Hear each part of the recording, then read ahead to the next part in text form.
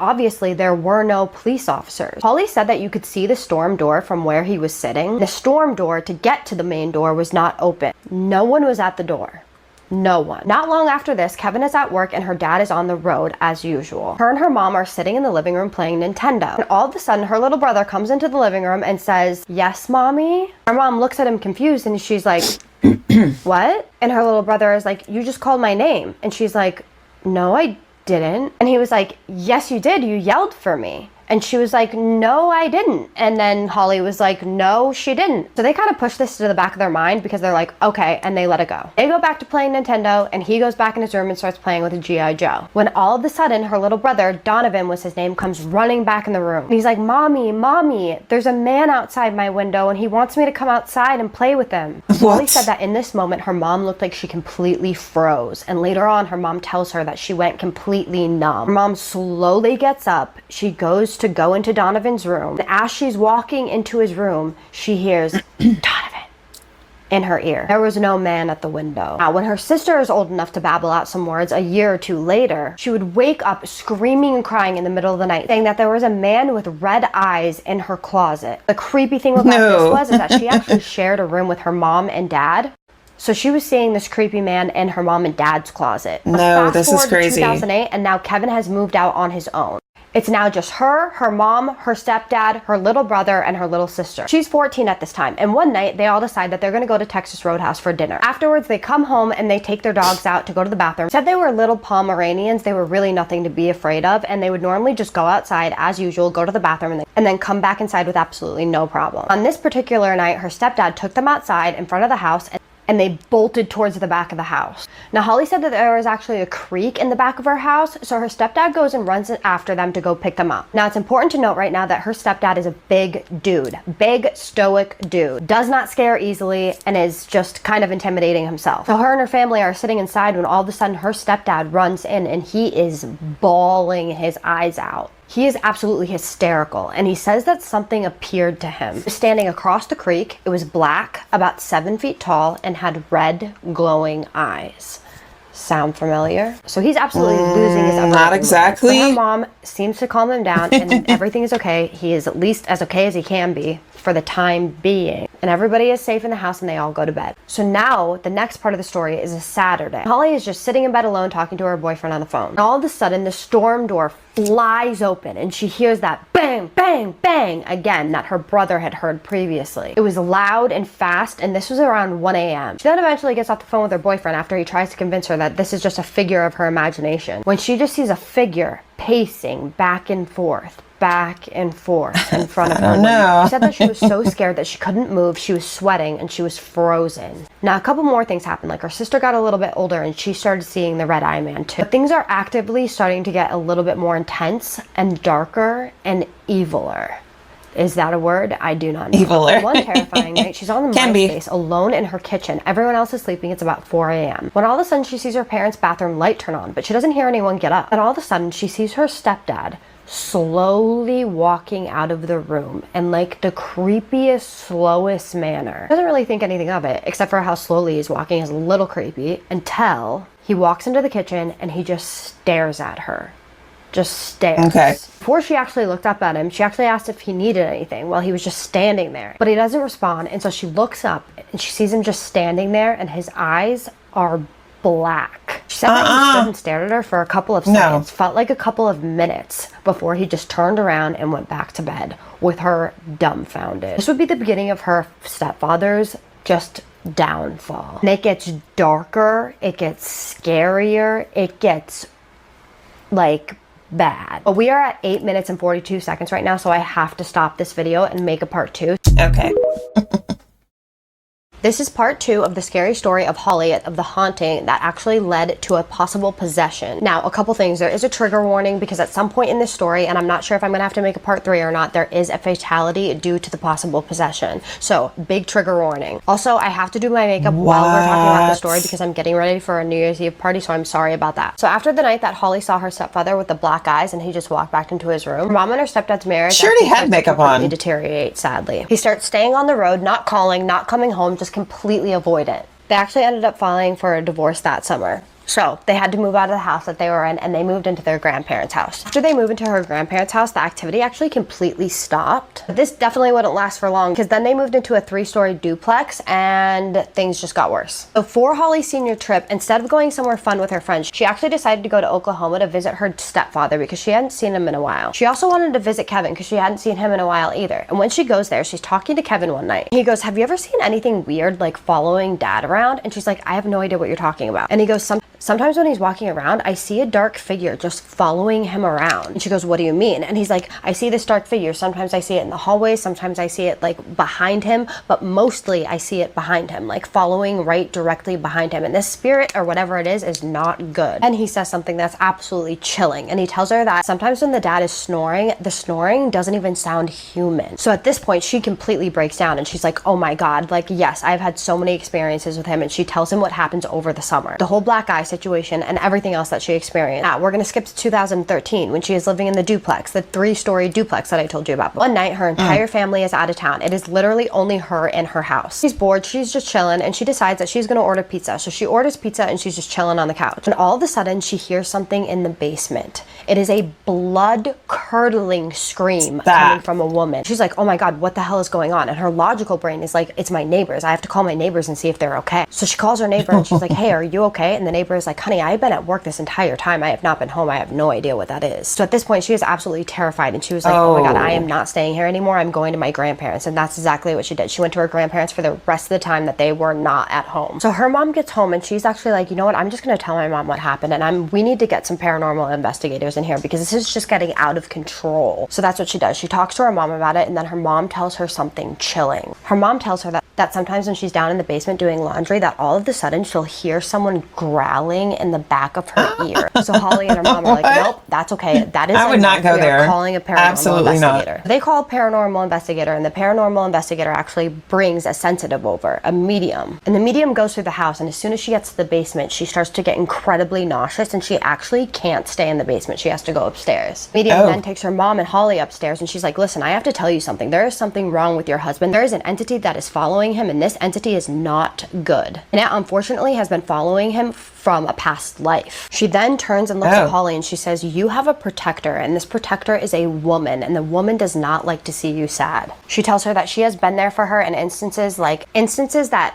Holly had never told anybody. Like one time she was dating this guy casually, but she didn't really tell anybody that she was dating this guy. And one day they broke up and she was crying in her room, and apparently this woman who was her protector was there the whole time comforting her while she was crying. So Holly asked the medium to describe who this woman is and what she looks like. And what does the lady describe? She describes a lady in Victorian era clothing, the same type of clothing and the same exact description of the lady that was standing at the end of Holly's bed in 1999 with the Victorian clothing. Remember that, guys? So Holly then starts to recount all of these things that had happened to her. Like one time, and multiple times actually, she would be laying in her bed, she would just be asleep, and all of a sudden she would wake up and her arms would be completely above her head. So her arms would be like this above her head, and they had been there for so long that it actually made the blood flow in both of her arms just come completely down to her shoulders, and she could feel it because there was a bunch of tingling and like numbness in her arms. And other times she would be having this dream, and in this dream she would like wake up. You know how you like wake up in your dreams? Well, she would wake up in her dream and all of a sudden she would hear this knock, knock, knock.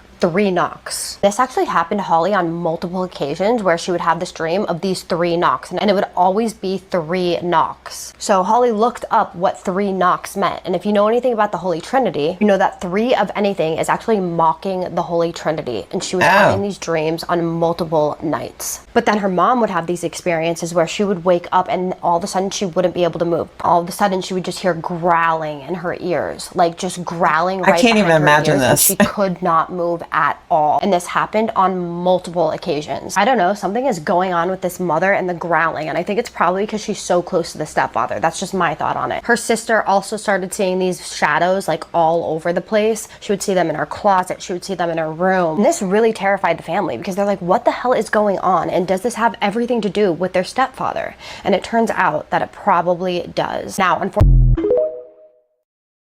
Part 3 of the true scary story about Holly and the haunting that led to a possible possession, which then in turn led to an unaliving. There is a huge trigger warning because there's possession, demons, and And just side note, if you have a true scary story that you want to submit to me and you want me to tell on here, my email is in my bio. It is kaisaspooky@gmail.com. So let's jump right into it. So Holly then, after she talks to the medium and the medium tells her and her family that something is wrong with their dad, she tells them that there is a dark spirit falling around her dad and it is affecting the entire family. So we are going to jump to 2013 and then go through to 2015. Unfortunately, during this time, her parents' relationship starts to deteriorate again. It's apparent by this point that her parents are not going to be able to work things out. They're having fights. They are having small fights, explosive fights, like crazy fights. So this next part is really weird because her father moves out and he is not poor by any means. She said that they were not rich, but he could definitely afford to provide a roof over his own head. But the crazy thing about this is he actually chooses not to do that. He is clearly in an incredibly unstable state of mind because he actually chooses to live in his truck and isolate himself from the rest of his family. Can't imagine the mental state that you have to be in to choose to live in your truck and isolate yourself from absolutely everybody. So in January of 2021, her father talks to her little sister. He seems okay. She talks to him on the phone. He seems well. Nothing really seems to be bothering him. But then 5 days later, on January 17th of 2021, the police find something. They find her stepfather in his truck, unalived, slumped over the seat. He had been unalived for a few days. The official cause of death on the death certificate was cardiomyopathy. He was only 54 years old. So unfortunately, this entire family suffered an incredible loss. Not only that, but they couldn't help but feel like this dark entity had something to do with his passing. So this poor family had to go to a 54-year-old's funeral. After Holly left the funeral, she goes home, she walks through her door, and she smells something. She smells her stepfather's Old Spice cologne, and then she notices something else. Her laundry door, it's popped open, but she hasn't been in her apartment for over a week. Nobody has. At this point in her life, unfortunately, Holly starts experiencing sleep paralysis, and I mean talking like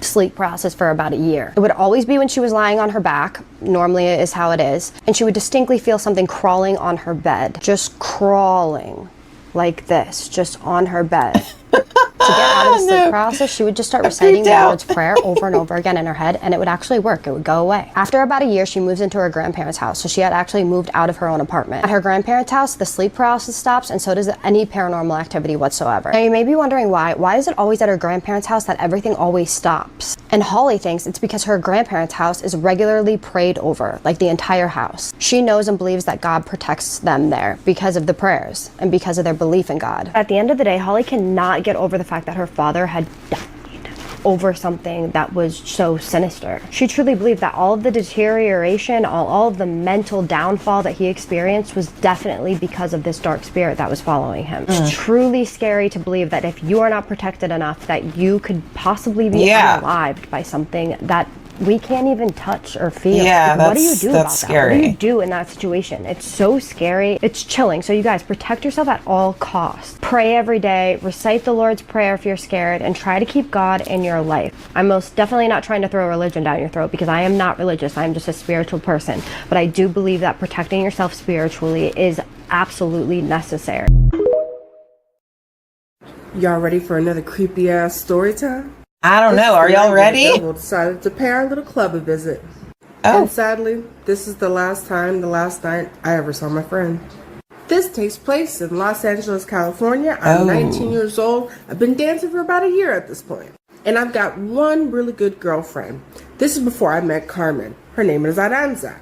And that is her real stage name. So I have to give you a quick rundown first about Aranza.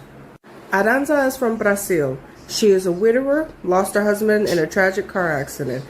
She's got 2 kids that are in Brazil, and she's got 2 sets of grandparents to take care of. She's got to take care of her parents and her husband's parents, right? So all financial responsibility falls on her. Aranza. Why? That is why she was here in the U.S. dancing.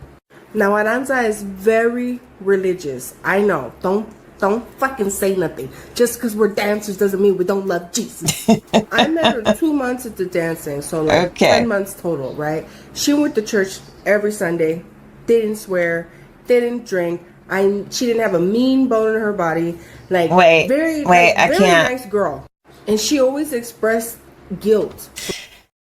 Somebody help me understand.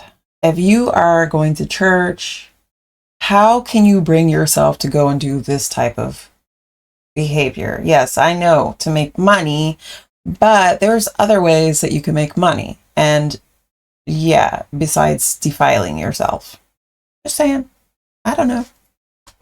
For being a dancer, you know what I mean? Like, she was really, really ashamed of it, but she felt trapped. Like, she couldn't do anything else. And she had a whole family to take care of her still that were depending on her. And a 9 to 5 just wasn't going to cut it. She still had to take care of herself and pay her own bills too. So one night, me and Aranza are at the club, and this particular night, it is popping the fuck off, and I don't mean in a good way. This particular club was very small and like very chill. I never saw like girls fighting or customers fighting, nothing like that. It was super, super, super chill. So drama there was like rare. There were a total of 3 fights, 1 between girls in the back and 2 between like customers, and these were all separate like little fights. I'm chalking this shit up to like a full moon, like, you know, the lunar cycle or some shit. All of these fights happened within like a span of 1 hour. Then in comes this man. It's obviously the moon. The most beautiful man I've ever seen in my entire life. Still to this day. And I remember his face very well. He's a vampire. Devilishly handsome. And I use that word on purpose because that's kind of what you would imagine the devil looking like. He had very sharp features, a very sharp jawline, a sharp nose. You know what I mean? Beautiful jaw lines, like just he was fine. He was fine. He walks in, grabs his drink, sits down. All the girls come up to him one by one, trying to small talk with him, trying to ask him for a dance, and they just get up and walk away. He's not interested. And I can hear the girls sitting next to me that had already walked. So why was he there? Him. I can overhear them saying like, that guy was creepy. He's just a creeper. I can't ask them anything though because I'm sitting down with my regular. I'm having a conversation and I don't want to be rude. Everyone has approached him except Aranza. Aranza's standing at the bar. But I noticed, because he's fine as hell. I'm staring at him because after I'm done with this regular, I'm walking my ass over. I noticed though, I clocked that he is staring at Aranza. So after I'm done talking with my regular, I walk up to Aranza and I'm like, girl, that fine ass motherfucker is staring at you. Go over there and make your money. And she's like, I don't know, man. All the girls are saying he's kind of creepy. And I'm like, bitch, do you know where the fuck you are at right now? This is a nudie bar. All the guys are here are fucking creepy. Wait a minute. I wish I never did that. Another one of my regulars come in, so we get to talking. While we're talking, I noticed that man got up and is walking toward Aranza. They're standing at the bar and they're talking. They went back and forth for about 5 minutes, I'd say. I see them head toward the VIP section. The VIP section is separate from like just the regular dances, right? The VIP section, you're going to be in there for at least 20 minutes. 5 minutes later, I don't even think it was 5 minutes, that man comes strolling out of the VIP. When he strolls out of the VIP, this man gives me a smile that I will never forget. Look, I got the chills. I will never forget the smile. His smile looked like a shark. That's the only way I can describe it. You know that shark Bruce from Finding Nemo?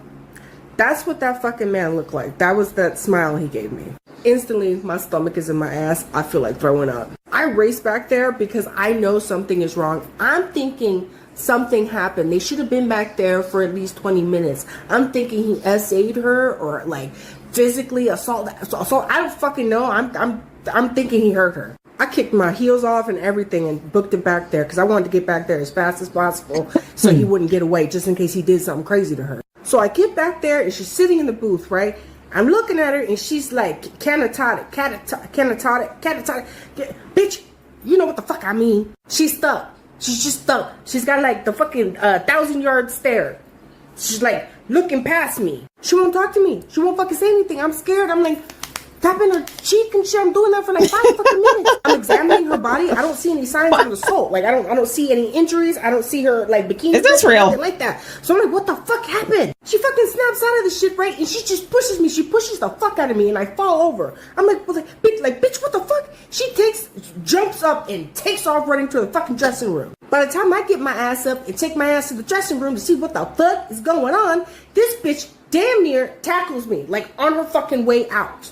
But I stop her. I block the fucking door. Her panic is making me panic. And I want to know why the fuck we are panicking. And should I be fucking leaving too? Did he threaten to shoot this bitch up?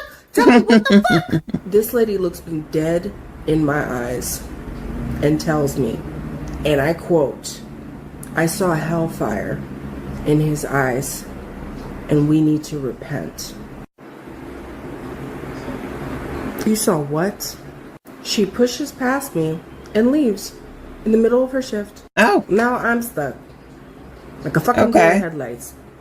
What the fuck do you do with that? I finished my shift.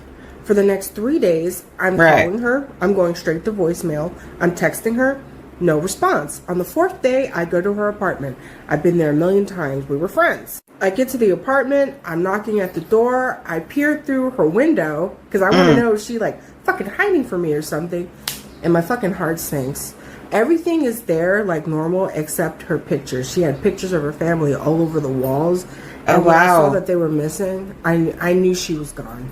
It looks like she left everything, and she had some really nice shit in there. I knock on the neighbor's friend because we were cool with him. We had hung out with him a few times, right? I knock on his door. He opens the door. Her dog comes up. She had a dog that she absolutely loved more than life itself. I ask him, I'm like, have you seen Aranza? Like, do you know anything? What the fuck is going on?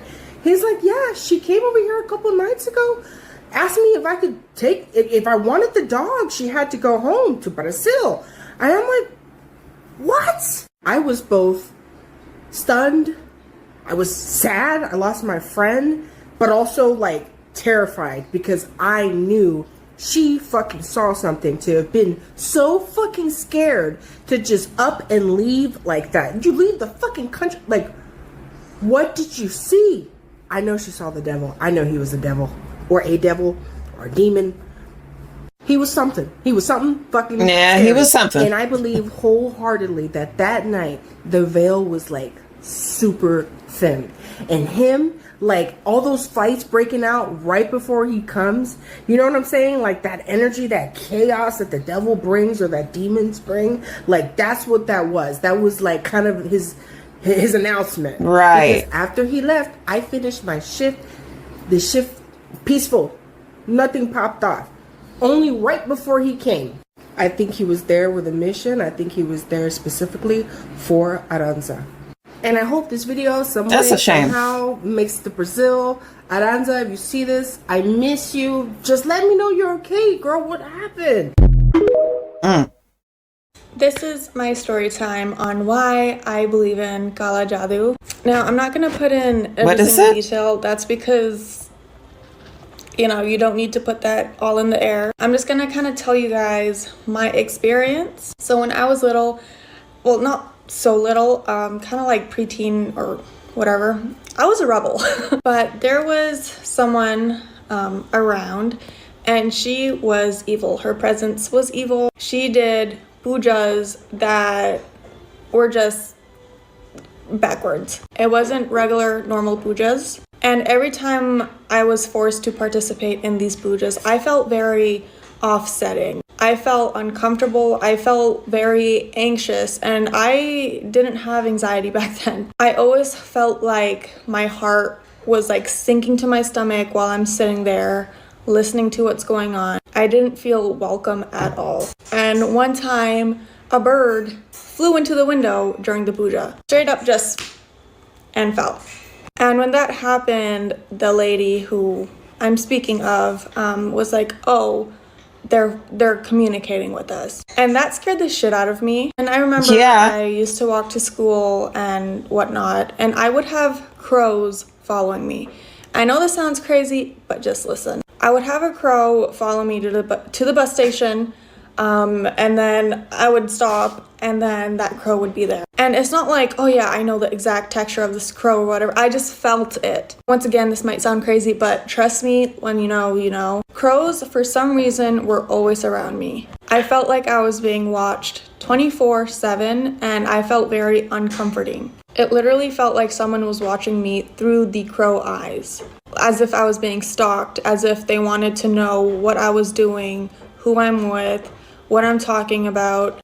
That gut feeling is not good. Like, I always felt paranoid. When I would leave school, I would look around for these crows, and I would always see them. When I'm walking, they would hop pole to pole, you know, following me. They would watch me enter the house, exit the house. They were always around where I was. And the next time we did the puja, and I'm putting quotes because it isn't puja, it is literally witchcraft. But anyways, the next time we did the witchcraft or puja, whatever, the Kala Jadoo, the person, she looked at me and she told me that I've been watching you. I know exactly what you've been doing. I don't like the people that you're hanging out with. And it's weird because she'd be at work the whole time. Like, she's not around. She would work pretty far from where I would be. Yeah, physically. that's kind of strange, and she would actually. kind of pretend to be, like, summoned by something. Like, it wasn't her talking to me. She would, like, literally start twitching and then pretend, or, you know, something had came into her physical body. She would speak in Itauke, like Fijian. It wasn't Hindi. It wasn't Fiji Hindi. It was Fijian, like Gibiti. And every time she did that, I just felt so uneasy. I did not want to be there. It kind of felt like a ritual. And she would touch my hair. It was just, oh my God, ugh.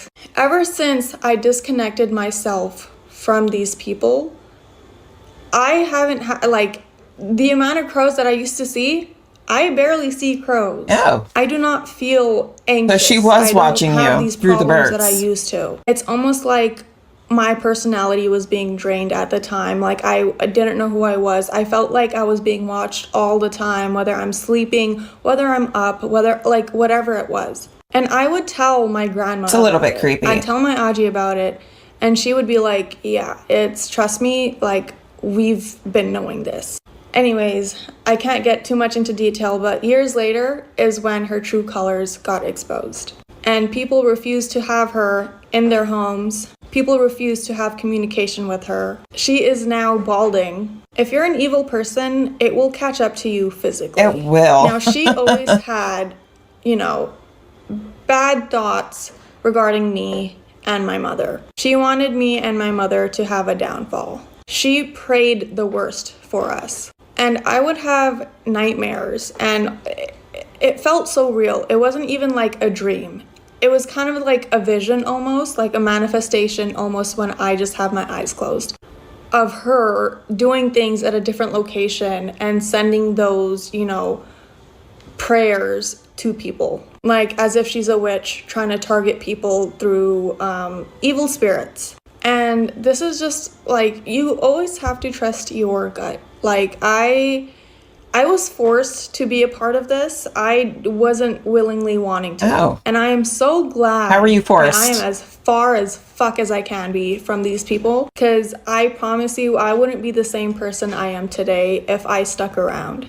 I am a very spiritual person. I am Hindu or a Sanatani. I do my pujas, you know, and I know what I'm talking about. I know things ins and outs. I know how backward people can be. I know that you have either somebody needs to explain to me a little bit further about puja, or I'm going to have to do some research and bring it back to you guys because I'm kind of curious. To protect yourself, your spiritual self as well. A lot of people don't believe in energy, but I do. It's very real. And once you start to acknowledge it, it's going to always be there. Anyways, that's just my little story time. I know it's a little long, but I'm like sweating right now just talking about it because I feel very uncomfortable. If you feel like something is wrong during a puja or, you know, anything that's going on, if you feel that it is not right, don't participate in it. Things can be labeled as a puja, but in reality, it is not. You don't have to say it to me twice. And you need to be away from those people. That one I think was real. Story time about how a warlock did witchcraft on me and had me bound to him for 3 years. I couldn't move on. And it ruined my life, and the spell that he did almost killed me. Like to hear it? Here it goes. So I woke up the other morning and God just kept saying, tell your story. I didn't tell this story for a long time because one, I was very scared because I didn't know, and two, it's crazy. And it's like, I didn't want the backlash because I'm like, I don't even know that this is not real. It's no way. I didn't even know it was a spell. I didn't know what was going on. Of course, now being on social media more and seeing that so many people are experiencing it, it's really like, okay, but people are experiencing it and they still don't know what's going on. They just are experiencing these the effects of it, but not knowing what's really happening. So I'm going to break it down to you. I'm no longer scared. Maybe I am a little, but I know God got me because he gave me the go ahead to tell this story. So here it goes. Also, this is a disclaimer that this is over a 3-year thing. So these will be a lot of parts. I never do videos like this, but this is something that I feel like is very informative and it will really help people understand. And then I will also tell you how I broke it. So here we go. Get to the point. Back in 2021, I was living in Charlotte, North Carolina, and I met this guy at this job that I worked at. Now, when I first saw him, before I initially met him, I remember thinking like, that dude looks dark. Like, what the heck is going on? Like, you know, but he was cleaning the floor. So I didn't even pay him any attention. But I just remember thinking that it was in my peripheral that I saw that energy. And then I looked at him and I was like, ooh, what's up with that dude? So fast forward to like, so he became your boyfriend. A month later, I'm at the job and I didn't work a lot of mornings. So I didn't really see this dude, but that time. So about a month later, I am in the kitchen and I worked like a whole shift and I didn't even see him. I didn't even think I saw him. I didn't know, you know what I mean? So you probably don't know, but you'll see. So I just started listening to jazz music at this time. So I heard somebody was playing towards the end of the night. Somebody was playing jazz music. And so I'm looking around in that kitchen because in this kitchen, there ain't nobody in there that I would think that would be playing some jazz music first off. I'm like, who is that?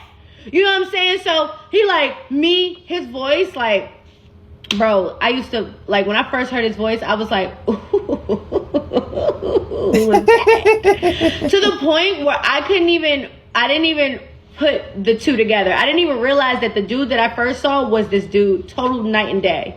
Crazy. So I think that night, like, I kind of was just like, we talked a little bit and I wasn't looking for anything because I was kind of still talking to someone, kind of. So I didn't really like move forward with this guy, but we talked, you know what I mean? A little bit. He like followed me into the room, thought I was a stripper, really crazy. And because I still wear rhinestones like all on my face. I've been the rhinestone girly like since forever. So I used to wear rhinestones. So that means you're a stripper? I used to wear rhinestones on my face, and I still, like I said, I still do so. And so he thought I was a stripper, and so we just had a little casual conversation. And I remember like not really even liking this guy like that. And mind you, I still was kind of wrapped up with this dude. Like, we were towards the end, but I'm still, you know, wrapped up. So I didn't give this guy no time of day. Too much time of day. So we went into, like, later on that night, we were both leaving around the same time. He kind of waited around for me. So we get into his car. We're like talking. We finally get into his car, which now I realize why we got into his car, because he didn't want to be seen. So, and I remember, like, he pulled up his shirt. Let me tell you something. This baby was the finest dude I ever seen in my whole entire life. He was fine to me. Like, I mean, even then, like, oh my gosh, I don't want to. Even then, like, he was fine. He pulled his shirt up 6, 8, 9, 12 pack. Fine. That's how I feel like if you would have rubbed something, it would have been like crazy. So freaking, I was just like, oh! Now, I'm dating a trainer, but Shorty don't look like that. You know what I'm saying? Shorty ain't look like that. So I'm like, oh man. But I also didn't know that at this time I had discernment. So I remember we're talking, and I'm like, you probably still with your baby mama, aren't you? Because he's telling me about his kids and all that stuff, and I'm like, you probably still with your baby mama, aren't you? And he's like, nah. So I'm like, all right, mind you, I've never been with anybody with kids. Let me see if I'm lying. No, I've never been with anybody with kids. I never talked to anybody with kids. I didn't know the baby mama drama. I didn't know none of that. You don't want none of that. So time goes on after that. We kind of go our separate ways. I go home wherever he does. So he's calling a lot around this time. Mind you, I'm still talking to Slim. We're not in a relationship, but we're still talking, and I don't do all that double and all that. I don't do all of that. But we're dating. It's nothing like crazy. It's not, but we were dating. At this time, we're ending everything, but it's still, you know, it's still all that drama. He was very toxic. We were toxic together. I will say that. So this guy, so we're gonna, matter of fact, let's give these people names. So the dude at the job was his name, let's call him, I don't want it to be too close, so let's call him Richard. And the dude that I was talking to, let's call him Skeeter. Okay, so the dude I was talking to, Skeeter, the one that I just met is Richard. So, dang, my son is leaving. Is that a sign? So, Richard's constantly calling me. I'm not really entertaining it until finally me and Skeeter break up officially, or stop talking officially. Like we're done. I'm done with all of that. So I call Richard, and I'm like, I just had all this happen because Skeeter attacked me. Well, he tried to. And I'm sitting here so I called Richard, and I'm like, he just attacked me, and we was just fighting and all that, and I'm just upset, and I ended up, calling him. He comes over, brings me a Caesar salad, brings me some food, brings me some candy, all this stuff. So I'm like, oh my God, Skeeter's so cute. I'm sorry, Richard's so cute. Yeah. So Richard, we're he's in the house and we're talking all that stuff. Mind you, still, I don't like him like that. But he's constant. He's so persistent. Now, he's fine. But I just stopped talking to somebody. So I'm I'm not interested. Interested? Girl. This is probably the scariest story time that I have ever come across. For obvious reasons, this person wants to remain anonymous. So for the sake of the story, let's call her Lucy. So a few years ago, Lucy was living in Los Angeles. Her parents had just bought this brand new house. Soon after they moved into the home, they started to hear rumors of 5 teens who had played with the Ouija board and had mysteriously gone missing. Not long after they moved into this house, Lucy's parents went away for the weekend, leaving Lucy home alone until Monday. Lucy decided to invite 5 of her friends to come over and play with the Ouija board because, why not? What could possibly go wrong? Everything. But they didn't want to play with just any Ouija board. They wanted to play with that specific Ouija board that the 5 teens who had gone missing had played with. Around town, they had heard rumors that specific Ouija board had been buried in a house where no one ever went to anymore. So they decided to go to that specific house and dig in the backyard, and they actually came across the Ouija board.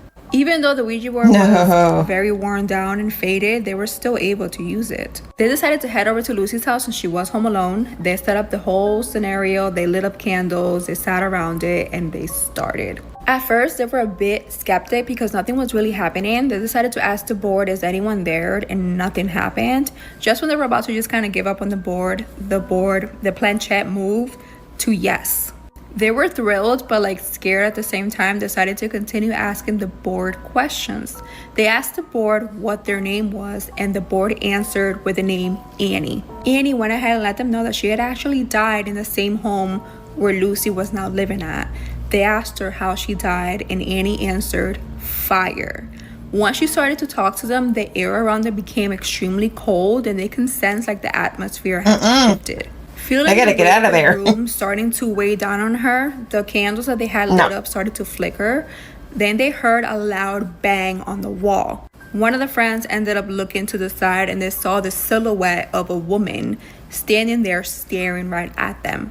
This really scared them, so they decided to say goodbye to the board so they can close out the session. But the minute they say goodbye, the board or the planchette started to move, saying the word no, no, no, it did not want to end the session. They then started to hear whispers surrounding them throughout the whole room, saying the words help or help me over and over again. Realizing that they had awakened something that they wanted absolutely nothing to do with, one of the friends grabbed a glass of water and poured it over the board and started to yell, leave us alone. The whispers that they were hearing then turned into screams, and the planchette literally flew against the wall. This literally made the whole room erupt in complete chaos, and everybody got up and started running for their lives. The minute they left that room, the air felt completely light, and whatever presence was weighing down on them had disappeared. They decided to never speak of that night ever again, but the experience that happened that night haunted them. I bet. To this day. That's scary. Every person that was in that room till this day still feels like Annie continues to watch them and stay near them, still waiting for them to help her. A lot of them still claim to still hear faint cries in the middle of the night. They believe that they have opened something that they had absolutely no business opening. And till this day, it remains open. They can't Lucy's close parents it? eventually ended up moving completely out of that state. But till this day, like, Lucy will still have nightmares about her experience. What?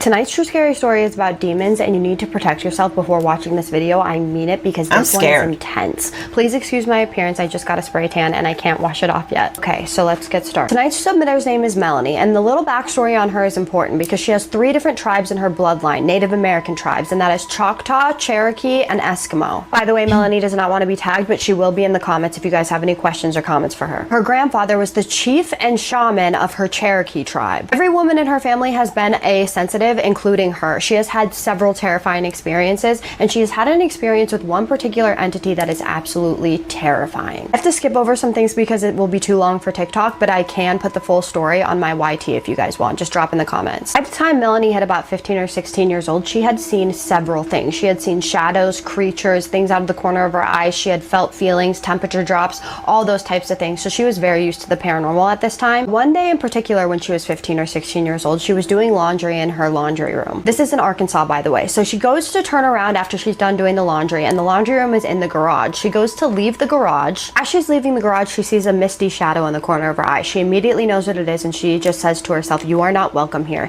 And then she goes into her room. She then goes into the room that she shares with her sister, and she's in her bedroom, and there's a window in her bedroom. She looks over at the window, and she sees what she saw in the corner of her eye, except for she saw a face this time. The face is pressed up against the window like this, and it's just smiling at her. As soon as this happens, she starts screaming for her sister's name. She's like, "Look, look." Her sister looks over, she sees it. Then her sister starts screaming for her mom's name. "Mom!" Her mom can't take this seriously at all. Doesn't see anything because it vanishes right before their eyes as soon as their mom gets into the room. They both prayed over Melanie for about 10 to 20 minutes after this, but unfortunately this would send her into a spiral of depression. For some reason, this entity just took her down. And this is where things get intense. Now fast forward a couple of years, she's about 18 years old, but she has been dealing with depression ever since this experience when she was 15 or 16 years old. Now her and her mom decide that they're going to go visit her grandmother, and her grandmother lives in the same house that she had seen this figure previously. So they're at her house. It's midsummer. She's sitting in the den chatting with her friends over Skype while her mom is in the shower. It's about 10 o'clock at night. The den light is off, but the only light is coming through the living room light when all of a sudden the temperature drops out of nowhere. Her back is facing this sliding glass door, and she starts to get this tingling feeling on the back of her neck. She immediately knows what's going on, and she tells her friends that she has to go, and she shuts her laptop. She has full panic mode at this point because she knows that there is something behind her. So she tries to calm herself down a little bit, and then she slowly looks behind her, and that's when she sees it. A black figure, at least 10 feet tall. It's crouching over because it's so tall, and it's looking inside at her. Its skin was pitch black, like it was tar covered, shiny but matte at the same time, which is super freaky, you guys, because I have seen this explanation in my submission so many times of people seeing this. Its skin was taut like a mummy. Its arms were so long that its knuckles brushed the ground. Its head and neck resembled an ape, but it had extremely sharp teeth and pointy ears. She said its eyes were glowing like a blood-covered sun. It brings its hand up slowly, and it starts to reach through the glass of the sliding glass door. She said its fingers were at least a foot long, and it came to a point at the end, and it was just reaching for her with these long, pointy fingers.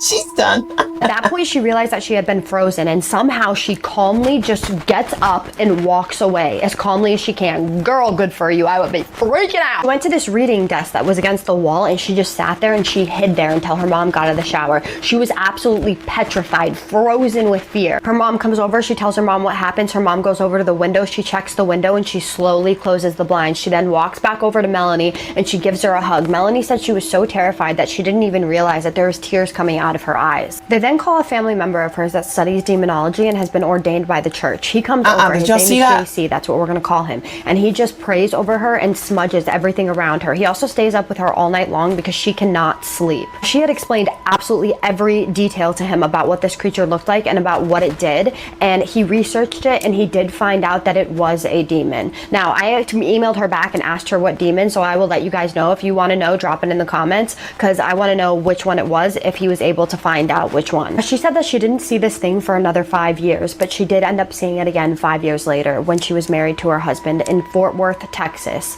This time it got so much worse. It just gets worse each time. But on this day that this happened, she was in her new house that they had just purchased, and her husband was away on a business trip.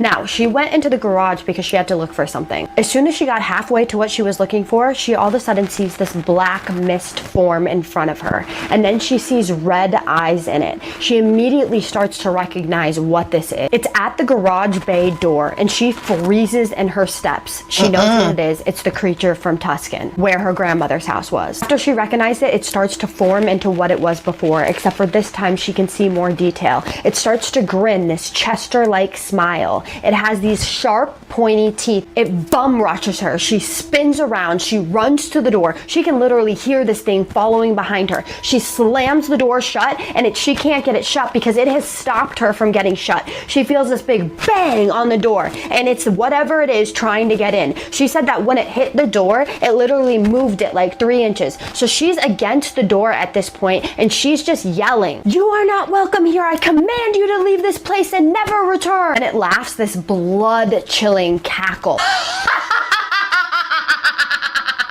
She's done. And it's her bedtime. Then she grabbed sage and holy water and she blessed the entire house. She then calls her husband. She tells her husband what happens, but her husband doesn't really believe in this stuff, but it sounds like he's pretty supportive. He tells her he'll be home soon and not to worry about it. She's going to be okay. Now, she said that since this experience, she has experienced things like knocking on the ceiling, knocking on the walls. She hears whispers all the time. She feels presence all around her, but she has not seen that creature again. But to this day, which this was very recently, she is still experiencing scary things.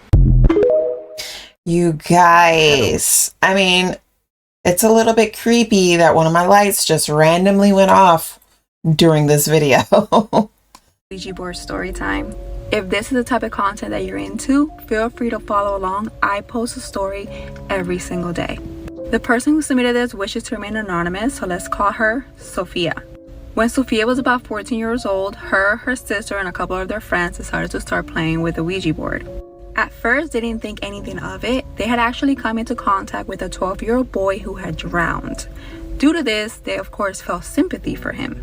Everything was fine until one day Sophia decided not to play with the board. She actually had a phone call, so Sophia's sister and her friends decided to play while Sophia was in the next room on the phone. When out of nowhere, she hears screams coming from the room. Sophia, of course, runs into the room. When she runs into the room, she sees that no one has their hand on the planchette, but the planchette is moving around like crazy, spelling out Sophia over and over and over again. This, of course, freaked everybody out. Sophia's uncle is actually a pastor, so she called and told him about the board. At first, he was, of course, angry with her for playing with the board, but decided to pray with her over the phone and told her of a few prayers for her to recite anytime she felt afraid. After this, none of the girls wanted to go anywhere near the board. They actually put the board away without even saying I don't blame them. Although they stopped playing with it, it did not stop bothering them. At times, the board would just randomly fly out of the closet right into the girls anytime they would be in the room. They tried countless times to get rid of the board, but every time they got rid of it, it would just magically show up back at the house. Eventually, they did manage to get rid of the board by giving it to Sophia's uncle, who was a pastor. They're not exactly sure what he did to dispose of it, but after he took it, it never came back. So if you ever thought about playing with a Ouija board, don't do it. Just don't. Don't do it. And even if you get rid of it and you think you are cleansed of whatever you came into contact with, you're never fully cleansed.